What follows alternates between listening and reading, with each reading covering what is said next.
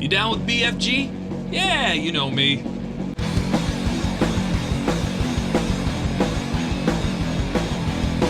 The BFG, or The Big Friendly Giant, is directed by Steven Spielberg. It's based on the children's novel by Raoul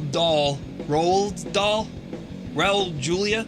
He also happens to be the author of James and the Giant Peach and Charlie and the Chocolate Factory, so you can expect a level of creepiness. Ruby Barnhill plays a young orphan named Sophie, and one night she sees a giant, and then that giant is like, hey, I'm gonna have to take you away to Giant Land now, because if I leave you here, you're gonna tell all your friends, and then the jig is up, I'm done for. So he takes her off to Giant Land, and it turns out he's the BFG, the Big Friendly Giant. But as far as giants go, he's kind of a runt, because there are even beer FGs, but they're more like BUGs, big unfriendly giants, and all they want to do is eat people. But the BFG happens to be vegetarian. He's not a cannibal. He eats his vegetables. And then all sorts of whimsy and wonder ensue. And of course, it's a Steven Spielberg movie, and he is the master of awe-inspiring shots and moments. He really knows how to cast a movie and how to shoot it and how to edit it. And of course, his masterful hand at directing just pulls you into what you're looking at, and you really feel like you're immersed in that world that he's creating. This movie really shows off Mark Rylance's mastery at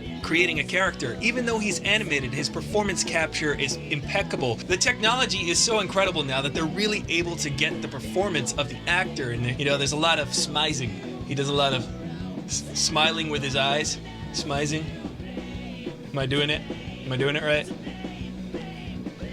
He does a lot of that in the movie, and he pours a lot of emotion sauce on everything. And since I'm pretty sure, I don't know about the behind the scenes, but I'm pretty positive that Ruby Barnhill did not act across from a bunch of giants. So her performance is pretty impeccable herself. And Steven Spielberg, of course, is great at directing children, so he really does get a great performance out of her. Jermaine Clement's performance as one of the big giants kind of stole the show for me. He was really, really funny and really interesting, and he's kind of that classic Jack and the Beanstalk type of giant. And he is hell-bent on eating children, although they're kind of small, and it'd be like 2 bites and you'd be done.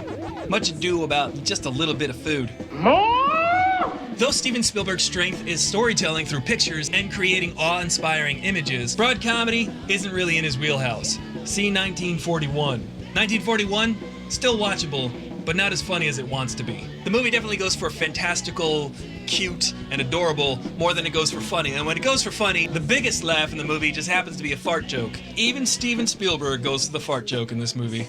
Even Steven. And the audience was like falling out of their seats. The audience loved it. There seems to be a fart quota for children's movies. When you're making a kid's movie, go for the fart joke. It works 100% of the time. Steven Spielberg is the master of mise en scène, as it were, which is French for telling a story with the costumes and the set design. Every time he composes a camera move, everything falls into place so nicely, but because there's so much computer imagery in the movie, there are a lot of impossible camera movements that are a little dizzying at times. So in that respect, just because you can do something doesn't necessarily mean you should.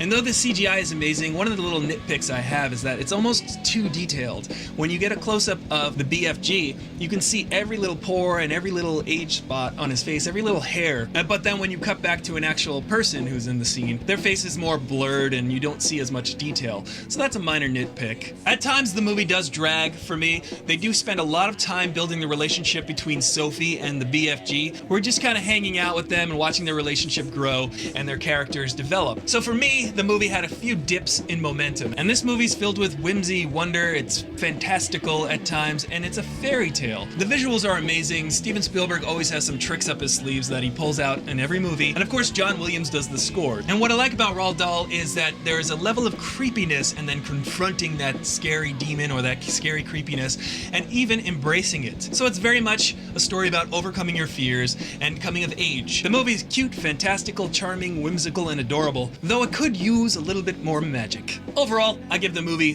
3 3/4 froze out of 5. Though the BFG is a fairy tale, it's not quite a classic. It's worth it if it comes on cable. The BFG ain't no ET, but it's still okay. LMFAO, JK. It's a fine movie. Steven Spielberg, in my opinion, is probably the greatest Hollywood director of all time, and even though this isn't his best movie, it's still pretty darn good by any other standard or measurement. But how about you? Are you gonna go see the BFG? Do you have a favorite Steven Spielberg movie? Mine is probably Close Encounters of the Third Kind. Let me know in the comments below, and remember, I'm gonna have a giveaway once I reach 1,000 subscribers to a lucky commenter So definitely, comment for your chance to win.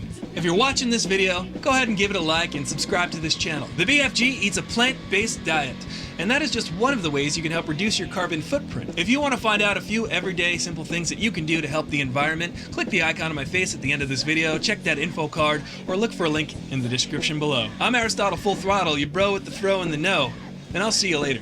Eat your vegetables. I've decided that the best way to speak like Jeff Goldblum is to put a pause right before the last word of every sentence. Try it, it's fun. It's fun for the whole family. A lot of the things I liked about Independence Day were smizing.